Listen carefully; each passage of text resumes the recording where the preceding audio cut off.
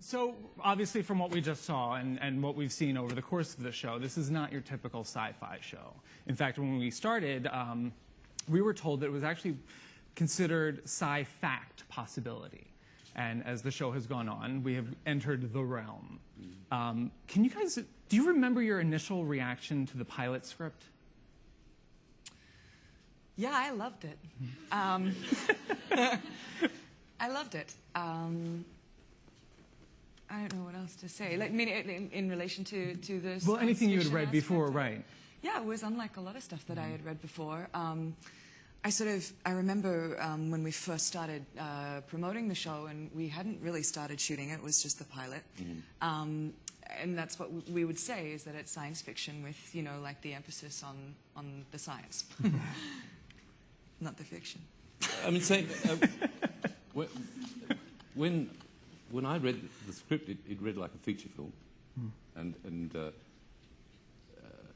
it was, I'd never seen anything like it, and certainly played as a feature film. I mean, when I saw the character of Walter, I loved it straight away. I mean, the opening scene. Completely, yeah.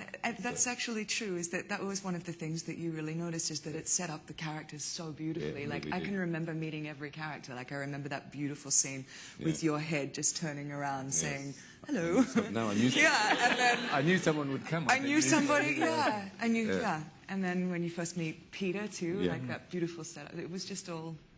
Yeah, it was a great elegantly done, yeah. And now, I know you were in Australia when you sent in your audition tape, correct? Yeah. But what was the process after that for you?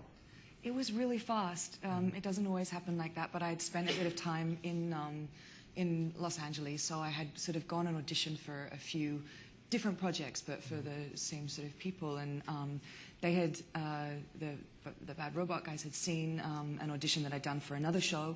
And so when I went in to test for Fringe, there were specific notes that they had for me. I went in and tested on the Gold Coast with a casting agent who I'd worked with a lot before, and I'm actually extremely grateful to him, because I think, you know, he always gave great direction. And then he sent it off, and I got a call the next day saying they want to. In Australia, you get the offer before you negotiate, but in America, you negotiate your deal before you get the offer. So they called to negotiate, and then that all went through. And then that afternoon, they called and offered me the part. And the next day, I flew to LA and met JJ in the control room of the Starship Enterprise. I swear that's the truth. And the last time I'd been in Los Angeles, I had been staying in a hostel in Koreatown because I couldn't afford a hotel, and this time I'm meeting JJ, having just landed. Yeah. So 3 days. Yeah. 3 days. Well, we were shooting with it. Takes longer to get a passport. I know. Lucky I had my passport. You got a series. Huh? Yeah. Well, that's what everybody says too. It was my first pilot, and everyone's like, "Oh, pilots, you know, they rarely go." 4 years later. And what about you? It's a matching story. It's a matching story. I'd heard about this thing and said to my representative to find out, and they said, "Oh, they don't want you. You're too young." Well, so that was it. And so I went back to Australia. And my daughter said to me, told me about this thing. Then they rang up and said they want to put it down a tape.